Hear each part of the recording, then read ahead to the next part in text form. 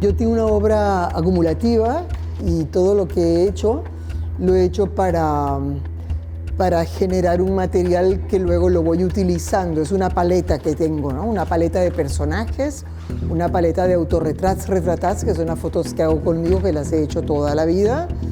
Y es un trabajo conceptual, de manera que mi trayecto por la vida lo he ido registrando a través de todos los múltiples trabajos que he hecho, porque el trabajo es multidisciplinar.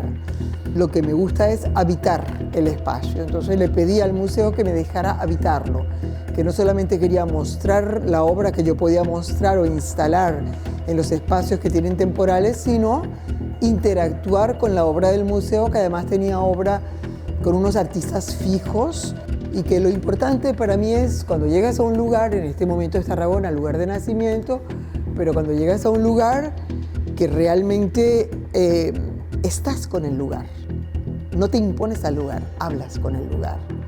El discurso es un discurso vitalista, un discurso en donde hay la dona, hay el sexo, hay la muerte, hay la vida, hay el impacto de la religión, el impacto de la ambigüedad sexual que también se vivió tanto en unas épocas, esas épocas posfranquistas que no estaban abiertamente expuestas. Entonces, de alguna manera yo quería confrontar todos esos lenguajes y poderlos poner en diálogo.